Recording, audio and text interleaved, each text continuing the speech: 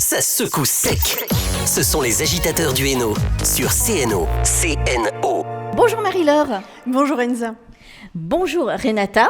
Et bonjour. On vous a déjà reçu pour les poupées d'Oulas. Exactement. Bonjour Estelle. Estelle Date, prenez le micro.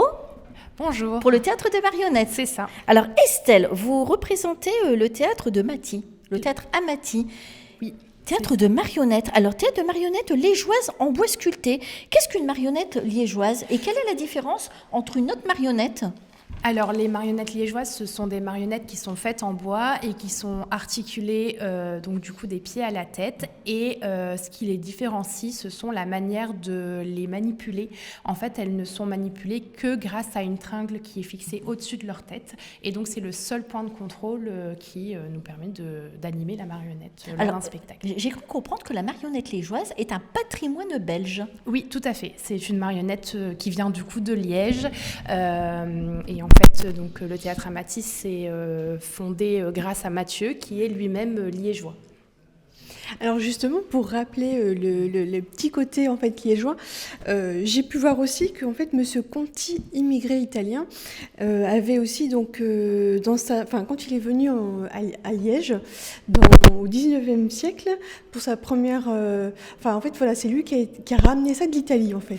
Oui, alors effectivement, elles sont très apparentées aux marionnettes dites siciliennes.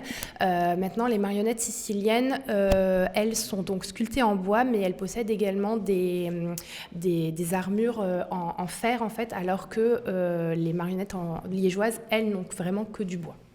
Et alors, en quel bois sont fabriquées les marionnettes ? Alors, principalement, c'est du tilleul, parce qu'il y a plusieurs propriétés qui sont avantageuses, notamment la facilité à le sculpter et sa durabilité dans le temps, aussi bien contre les chocs que contre les petits vers qui pourraient venir abîmer la marionnette.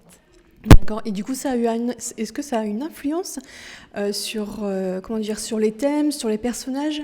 Alors non, maintenant on sait faire tous les personnages, ça va aussi bien du roi au petit chaperon rouge. On sait vraiment faire tous les personnages qu'on souhaite, y compris les animaux. Très bien. Alors Mathieu n'est pas là aujourd'hui, mais on le salue. C'est lui qui a créé le théâtre Amati. Oui, tout à fait. Alors j'ai noté qu'à 9 ans, il a eu un coup de cœur pour les marionnettes, suite à une rencontre. C'est ça, donc en fait il a été invité à l'anniversaire d'une amie de sa petite sœur un peu en dernière minute et ça se passait dans un théâtre de marionnettes, donc pendant le spectacle forcément il s'est hyper amusé, mais après il s'est retrouvé dans un anniversaire avec que des petites filles plus jeunes que lui, donc le marionnettiste a vu qu'il était un peu mis de côté et il lui a proposé de venir voir un peu l'envers du décor et c'est là que la révélation s'est faite pour lui et grâce à ça il a pu passer tous ses mercredis, ses vacances scolaires, tout son temps libre à apprendre les marionnettes, les spectacles. Donc est-ce qu'il existe une formation pour être marionnettiste ? Est-ce qu'il existe une école ? Alors, il existe des écoles. Après, on peut devenir marionnettiste sans passer par ces écoles. Mathieu, lui, a été formé uniquement sur le terrain et n'a pas de diplôme de marionnettiste. Mais maintenant, oui, on a des écoles, notamment à Charleville-Mézières, qui est la ville des marionnettes. Mais on peut faire sans. Comment fabrique-t-on une marionnette ? Est-ce que c'est vous qui la fabriquez ? Alors, donc c'est Mathieu principalement qui les fabrique. D'accord, c'est Mathieu qui fabrique ses propres marionnettes. Oui, alors parfois il arrive aussi de les acheter, mais il y a deux facettes, on va dire. Donc effectivement, il les fabrique. Donc on part d'un morceau de bois brut et on va les sculpter à l'aide de ciseaux à bois et d'outils divers et variés. Et après, la deuxième partie, c'est la collection. Acheter des anciennes marionnettes, les rénover pour pouvoir les remettre sur scène. Donc il y a une mise en scène avec les marionnettes puisque vous faites des spectacles. Oui. Donc, qui, je ne sais pas, écrit les histoires, met en scène ? Alors, encore une fois, c'est Mathieu. Il fait beaucoup de choses, Mathieu. Mathieu, c'est sa passion. Et mais vous l'aidez aussi, attention. Oui. C'est sa passion, donc c'est lui qui écrit ses spectacles, qui les met en scène. On a divers artistes qui travaillent quand même avec nous, notamment Pierre en peinture pour les façades et les décors. On a une couturière qui s'occupe de faire les costumes de nos marionnettes. Et moi, j'interviens plutôt sur la partie un peu moins marrante, administrative, comptabilité et réseaux sociaux. Vous intervenez dans les écoles aussi, il me semble, dans les centres de loisirs. Principalement les écoles à 90%, les centres sociaux, les centres de loisirs, et après dans les fêtes de quartier, et également ici à la Bargeau. Donc, les marionnettes s'appelaient toujours. Hein. C'est ça, voilà. au petit comme au grand. Voilà. Et donc également à la Bargeau, puisqu'on est là pour parler également des artistes qui interviennent à la Bargeau. Donc qu'est-ce que vous faites à la Bargeau ?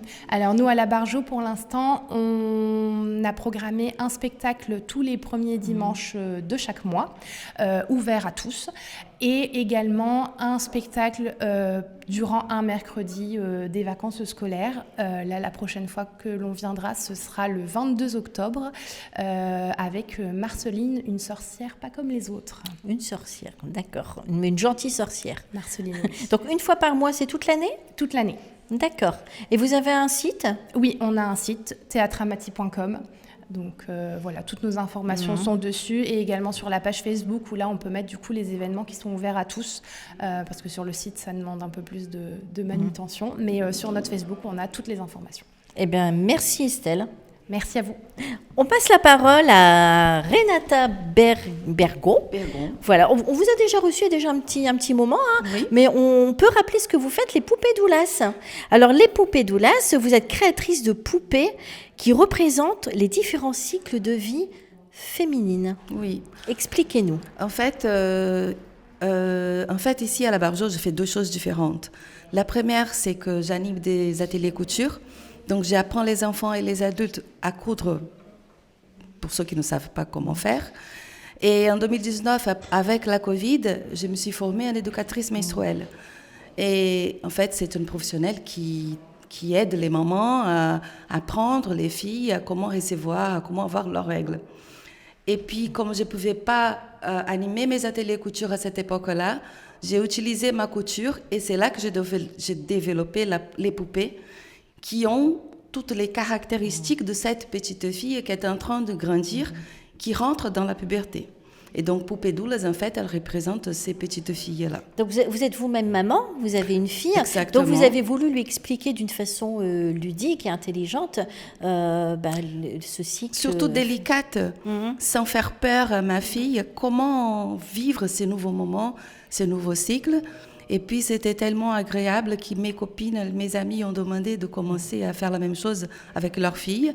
Et puis, aujourd'hui, j'anime aussi des ateliers qui est pour ça avec les mamans et les filles. Vous avez été éducatrice, il me semble, non ? Oui. Avant d'être couturière. Je suis infirmière de formation. Vous êtes infirmière, d'accord. Ouais, donc, ça. vous avez décidé de vous lancer dans la couture. Exactement. Donc, vos ateliers sont destinés à partir de quel âge aux petites filles ? Aux petites filles, aux adultes aussi ? Les ateliers avec les poupées Doulas, c'est l'atelier première règle, sont destinés aux filles à partir de 8 ans. De 8 ans à 13 ans, et toujours accompagnées de leur maman. D'accord. Donc, en fait, vous expliquez ce cycle-là en atelier. Un atelier, et j'utilise... Avec les mamans qui sont... Exactement. Et j'utilise toujours les poupées qui sont toujours présentes pour représenter un peu le corps de cette petite fille qui est en train de grandir. Et comment réagissent les petites filles ? Est-ce qu'elles sont réceptives ? Est-ce que certaines petites filles sont au courant des règles qu'elles vont avoir plus tard ? Est-ce qu'elles vous posent des questions ? Les filles arrivent toujours un peu intimidées parce que c'est quand même un sujet encore tabou. Les mamans, elles... pas forcément, elles savent comment faire. C'est pour ça qu'elles viennent participer de cet atelier. Mais après, au fur et à mesure, et je pense que justement, parce qu'il y a un élément, c'est la poupée, c'est un élément qui rappelle l'enfance, petit à petit, cet enfant, cette petite fille, elle commence à devenir un peu plus décontractée et elle pose toutes leurs questions. Alors justement, pour rappeler ce que disait Enza, pour parler des réactions... comment elles réagissent au fil des ateliers. Donc, il y a combien d'ateliers pour arriver justement jusqu'à ce qu'elles arrivent à être vraiment à l'aise et...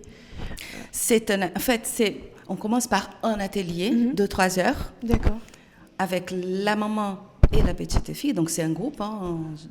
Elles sont à peu près 6 mamans. Et on parle pendant à peu près 3 heures. Et à la fin de cet atelier, elles sont déjà plus décontractées. Ensuite, il y a un 12e atelier où je travaille qu'avec les filles. Parce que ce que je me suis aperçue, c'est que pendant les ateliers avec les mamans, c'est très bien de les avoir ensemble, mais parfois les filles sont intimidées de poser des questions parce que les mamans sont là. Alors justement, c'est ce que j'allais vous poser comme question du coup. Au niveau est-ce que ça rapproche les rapports maman-fille, c'est sûr. plus de complicité Oui, absolument. Et en même temps, comme vous dites, il y a aussi ce besoin aussi d'avoir quelqu'un qu'on ne connaît pas finalement, avec qui on peut peut-être parler plus facilement.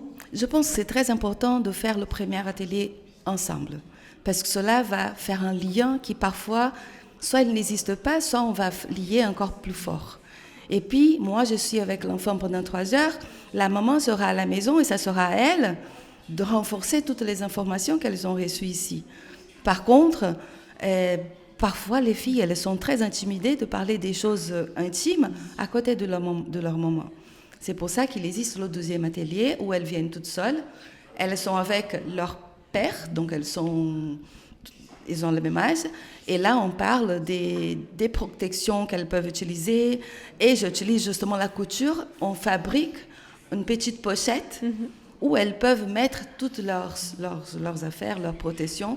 Et elles sortent d'ici avec sa petite pochette prête et avec toutes ces questions qu'elles avaient en tête répondues. C'est ça. Et puis, donc, à la finalité, prête psychologiquement à l'arrivée. Oui. En fait, c'est tout à fait ça. C'est un soutien émotionnel, physique, parce qu'il faut qu'elles connaissent leur cœur. Donc, c'est tout un ensemble des choses qui vont ensemble. Tout à fait. Merci Marie-Laure. Donc les petites filles fabriquent aussi leurs propres poupées. C'est très créatif, la couture. Est-ce qu'à travers ces poupées-là, elles expriment leurs émotions, leurs envies ? Je suppose que toutes les poupées sont différentes. Elles sont toutes différentes. Elles ont toutes les couleurs, justement pour montrer la diversité qui existe. Et oui, elles expressent leurs émotions. J'ai déjà construit une poupée avec une petite fille. Je pense qu'on a parlé de ça la dernière fois. Qui à la fin, elle se mise à pleurer. Je ne comprenais pas pourquoi et j'ai découvert beaucoup plus tard qu'elle a été un peu abusée à l'école.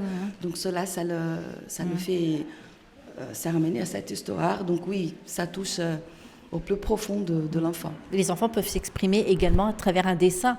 Là, c'est à travers la couture. Vous êtes en atelier à la Barjo Oui, là. Oui, les jours de tous vos les ateliers mercredis, de 14h jusqu'à 20h. Donc, j'ai 3 créneaux différents pour des âges différents, des niveaux différents aussi. Très bien. Est-ce que vous avez quelque chose à rajouter, Estelle ? Non, tout me paraît clair. Vous avez un site, un Facebook ? Oui, poupedoula.com. Parfait, merci à toutes les deux et bonne continuation. Merci. On marque une petite pause, à tout de suite. Ça secoue sec. Ce sont les agitateurs du Hainaut sur CNO. CNO.